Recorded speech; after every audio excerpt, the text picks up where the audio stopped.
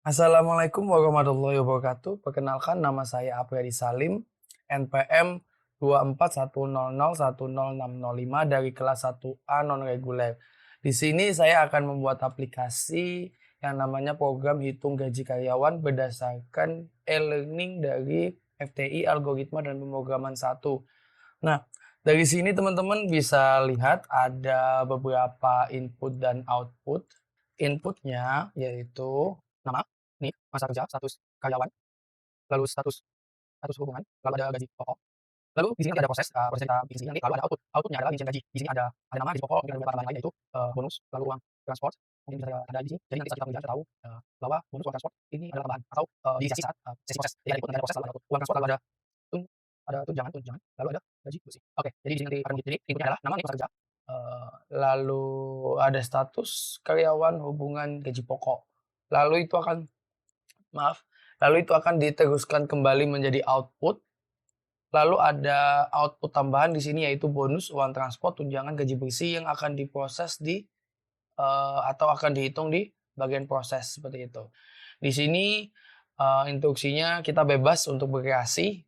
Nanti bonus, uang transport, tunjangan, gaji bersih nanti kita akan yang menentukan.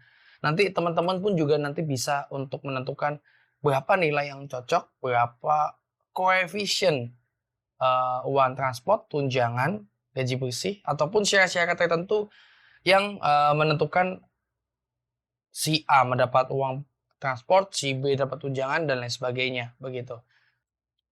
Oke, nggak perlu lama-lama, saya langsung coba bantu buat, yaitu .py, main.py adalah nama file kita utama, lalu kita copy untuk mempermudah. Oke, saya lanjutkan di sini. Untuk nama kita bisa langsung pakai yang ada aja. Pakai kontrol ALT dengan agak panah ke bawah, lalu di blok semua dengan Shift N, lalu kontrol copy. Maaf, maksudnya kontrol C. Setelah kontrol C, kita tinggal kontrol V. Lalu untuk membuat camel kita bisa menggunakan nama NIK, masa kerja,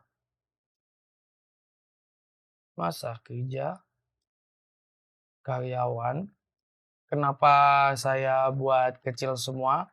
Nah, karena ini hanya nama variabel, saya buat kecil semua. Variabel adalah sebuah nama, sebuah label yang memegang ataupun menyimpan suatu value. Value itu bisa integer atau sebuah number atau sebuah angka, lalu bisa sebuah string. Sebuah string itu adalah kalimat ataupun char. Mungkin di Python kita fokusnya cuma ada di integer, di string, boolean, seperti itu. Saya lanjutkan, tinggal tadi saya ulangin, Ctrl ALT, arah panah ke atas, lalu tombol N, saya ketik sama dengan, langsung saya kasih input dalam kurung. Nah, di sini kita bisa kasih apa kategorinya. Contoh, masukkan nama, spasi, di sini saya copy, saya blok, lalu Ctrl D, lalu saya paste. Di sini masukkan NIK, masukkan masa kerja dalam satuan tahun, lalu masukkan status karyawan, lalu masukkan status hubungan, dan yang terakhir gaji pokok. Nah, ada beberapa hal di sini. Input akan menghasilkan string. Jadi nama akan memegang variabel string. Di sini NIK saya buat string juga. Masa kerja di sini menggunakan tahun. Maka dari itu dia tidak mungkin diberikan string. Maksud saya dia tidak mungkin inputnya adalah string ataupun kalimat. Jadi yang diinput oleh user adalah angka. Maka dari itu di sini saya tambahkan integer. Jadi masa kerja akan memegang integer. Lalu di sini untuk status karyawan di sini juga akan saya buat integer. Kenapa? Karena nanti akan saya buat pilihan 1 atau 2. 1 adalah karyawan tetap, 2 adalah karyawan kontrak. Status hubungan begitu juga, yaitu 1 dan 2. 1 adalah masih belum kawin, Untuk yang 2 adalah kawin. Oke, setelah itu nah di sini input sudah, saya membuat di sini, maaf, proses maaf, ini adalah input, lalu di sini adalah proses, lalu di sini adalah output output. Nah kembali lagi output-nya tadi adalah nih, oke, saya copy, saya paste di sini, saya rapikan, lalu di sini kita bisa ganti nama, mungkin kita langsung copy paste di sini. Lalu di sini ada bonus, di sini ada uang transport, di sini ada tunjangan, lalu di sini ada gaji bersih. Baik, ini saya copy, kita perlu teksnya. Teksnya adalah saya unduh dulu. Baik, setelah saya unduh, saya menggunakan F. Baik, di sini saya gunakan syntax print. Syntax print adalah syntax di mana program akan mengeluarkan output di dalam terminal. Nanti akan saya contohkan. Di sini titik 2, lalu saya menggunakan beberapa, saya paste di sini. Oke, untuk membaca rapi, saya bisa menggunakan tab, ya tab, tab, tab, oke, tidak rapi. Untuk juga kita bisa dengan cara kita contohkan, kita lakukan dulu. Nanti mereka punya identitas yang sama. Setelah mereka punya identitas yang sama, lalu kita bisa rapikan. Oke, setelah itu kita lakukan lagi. Oke, jika kita run di sini, masukkan nama, Adi, nik sekian, lalu masa kerja 1 tahun, status karyawan 1, gaji pokok anggap aja 10.000. Oke, ini sudah rapi, ini juga sudah rapi. Di sini akan muncul error, kenapa? Karena variable bonus is not defined atau dia belum terdefinisi. Belum terdefinisi karena kita belum ada membuat bonus dari mana. Maksudnya dapat variabel bonus dari mana gitu. Masukkan nama. Nah, kesalahan kita tadi kita sudah rapikan, mungkin kita akan rapikan sekali lagi karena kita punya nama karyawan. Di karyawan mungkin rapinya seperti itu, seperti contoh yang ada di sini, nama karyawan. Jadi mungkin ada beberapa penyesuaian. Mungkin agak lebih rapi, ada ada namanya lebih lagi yaitu OS.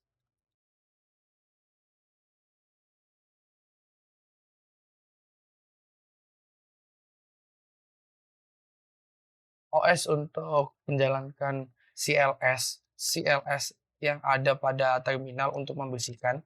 Jadi contoh kita memiliki beberapa error ataupun beberapa output yang lain untuk membersihkannya, kita menggunakan CLS. Nah, agar kita tidak manual, kita bisa menggunakan OS sistem, kita ketik CLS. Jadi setiap kita run, dia akan bersih. Kita run, dia akan bersih. Mungkin kita perlu judul karena di sini kelihatan sangat sepi. Mungkin kita bisa nyontoh program hitung gaji karyawan. Print program, program gaji karyawan. Baik, lalu di sini ada script, kita bisa langsung kalikan dengan angka 25, jadi akan memberikan print setelah 25, lalu kita beri mulai. Oke, oke, berarti untuk karyawan juga sudah ada spesifik seperti ini. Di sini ada gaji karyawan, kita bisa contoh. Oke, lalu saya kan, ini contoh aja anak saya satu. Nah, di sini karyawan 1, 1 karyawan 1, masukkan gaji 1 juta. Oke, mantap. Nah, di sini kita lagi.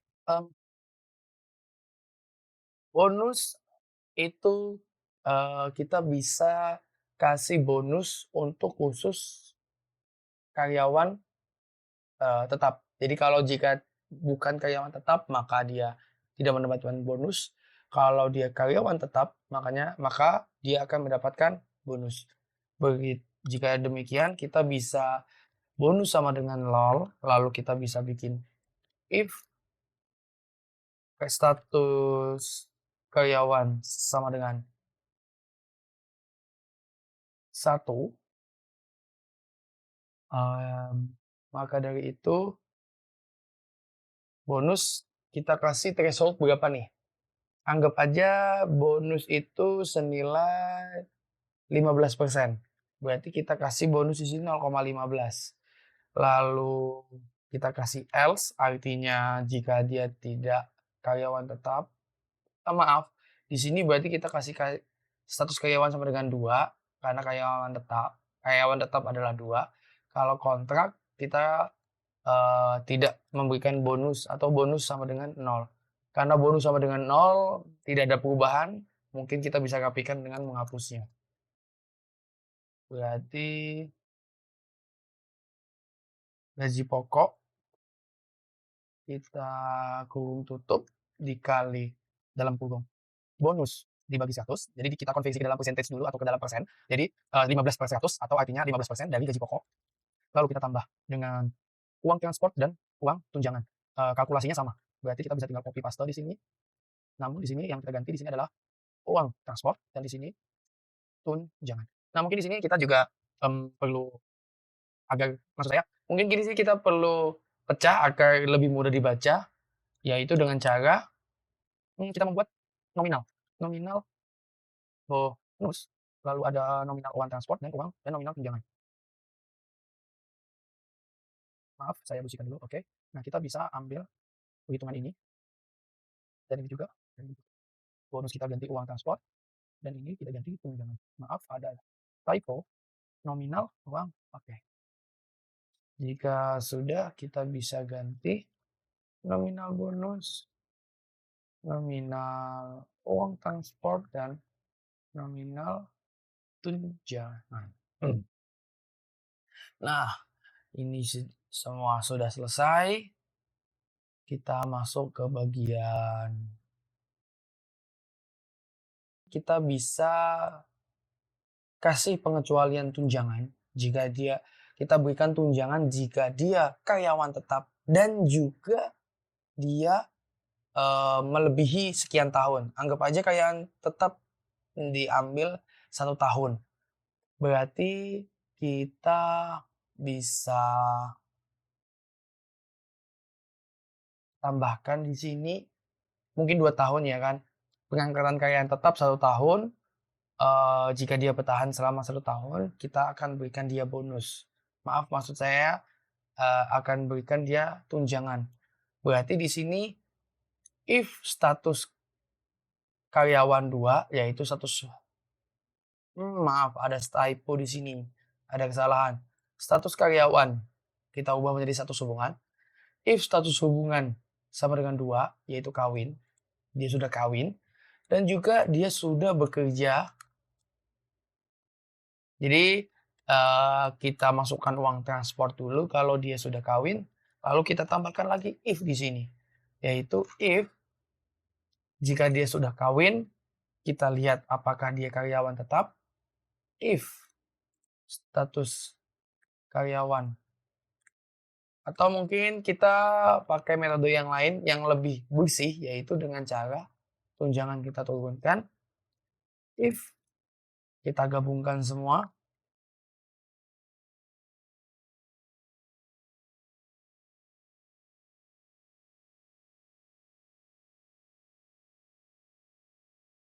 Jadi jika status karyawan adalah karyawan tetap dan juga karyawan itu sudah kawin dan karyawan itu memiliki masa kerja di atas 2 tahun,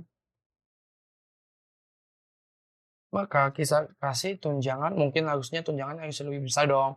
Mungkin tunjangannya 30%. Di sini saya kasih 30%. Tunjangan bagi 3 gaji pokok. Oke, ini sudah bagus. Kita lanjutkan. Karyawan gaji pokok, karyawan bonus, karyawan gaji bersih, karyawan. Heeh. Sebenarnya bonus ini lebih kalau kita target sih, tapi karena kita ikutin di sini output-nya tidak ada target, maka kita bisa dalam masa kerja aja. Kita lanjutkan untuk grafiknya di sini paling jauh adalah masa tahun kerja. Oke, kalkulator kita sudah selesai. Kita coba di sini anggap saja saya masukkan nama saya. NPM saya masuk untuk nicknya saya masukkan NPM 12410010605. Lalu masa kerja anggap aja kita bekerja di sini kan tadi minimal 2 tahun ya. Kita coba 2 kali, di sini kita coba dengan 1 atau masih 1 tahun. Atau kita masuk ya 1 tahun, lalu status karyawan saya karyawan kontrak, saya masukkan 1. Lalu status hubungan saya belum kawin, masukkan gaji pokok anggap aja karena saya masih magang, yaitu dinilai 2 juta. 123, 123. Nah, di sini ada kesalahan nominal. Oke, di sini float gaji pokok. Gaji pokok di sini adalah integer. Baik. Maaf, gaji pokok. Nah, di sini salahnya. gaji pokok dia adalah dalam bentuk string. Maka dari itu dia tidak akan bisa dikalkulasi. Kita ganti sebagai integer dulu, kita run lagi, masukkan Apriyadi Salim, 24.110.605 1 tahun, karyawan kontrak, belum kawin, masukkan gaji karyawan yaitu senilai 2.500.000 KC. Nah, status karyawan kita perlu ubah, hubungan karyawan juga kita ubah, gaji pokok karyawan, saya membuat variabel baru namanya apa? Output mungkin. Output output yang kosong dulu. If paling satu maka mungkin kita tidak perlu memberikan 0, maaf maksudnya kita nggak perlu memberikan variabel dengan string yang kosong atau tanpa isi, kita bisa langsung masukkan di sini karena nanti kita menggunakan else. Apapun artinya nanti akan else. Maka dari itu karyawan tadi ada 2 yaitu kontrak dan tetap. Lalu ini kita else, karyawan tetap. Yang ini karena dia ada else, apapun yang terjadi sebelum else, intinya jika if-nya tidak terpenuhi, else pasti akan dijalankan. Maka dari itu output status karyawan akan pasti ada. Jadi ini contoh 110.605 lalu 1 tahun. Di sini anggap aja biar kita dapat bonus, uang transport dan lain sebagainya, kita kasih 3 tahun.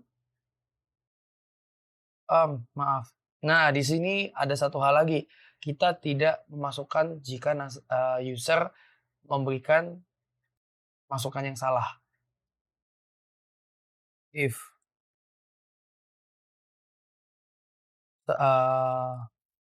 status karyawan tanpa kurung, maaf, in.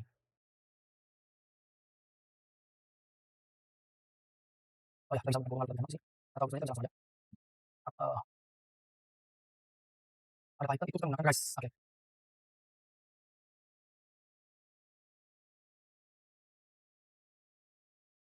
Oke, bagi yang belum ini, kita bisa menggunakan sistem seperti ini. Terus kurung. Kita bisa mulai ulang. Apriyadi Salim 100 karyawan 4 tahun, status karyawan 3, dia akan langsung error. Kita ulangi. Apriyadi Salim 24.110.605 sudah 5 tahun bekerja di karyawan tetap, sudah kawin, masukkan gaji, anggap aja gaji 5 juta, 1, 2, 3. Baik, di sini kita bisa melihat saya besar. Apriyadi Salim ini karyawan 5 tahun, karyawan tetap, kawin, gaji pokoknya 5 juta. Nah, di sini ada kesalahan, bonus karyawan. Di sini salahnya adalah kita masukkan dalam bentuk persentase. Maka itu kita bisa masukkan nominal di sini. Baik, nah, nominalnya nominal bonus, lalu kita bisa kasih dalam bentuk ini. Jadi ada sekian, ada nominal, lalu ada dalam bentuk persentase juga. Saya masukkan bentuk persentase. Oke. Baik, untuk kita coba ulang. Apriyadi Salim 24.110.605 bekerja sudah 5 tahun, karyawan tetap, status hubungan sudah kawin, 5 juta, 1, 2, 3, 1, 2, 3. Nah, di sini kita bisa lihat, saya perbesar. Gaji karyawan, nama karyawan Apriyadi Salim, ini karyawan 24 sekian, masa kerja 5 tahun, status karyawan karyawan tetap, hubungan karyawan sudah kawin, gaji pokok 5 juta. Nah, di sini kita perlu konversi integer seperti gaji karyawan bersih sebelumnya di sini dengan cara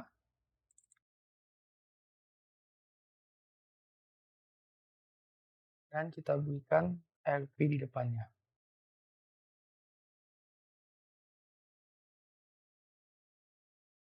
Baik, sekarang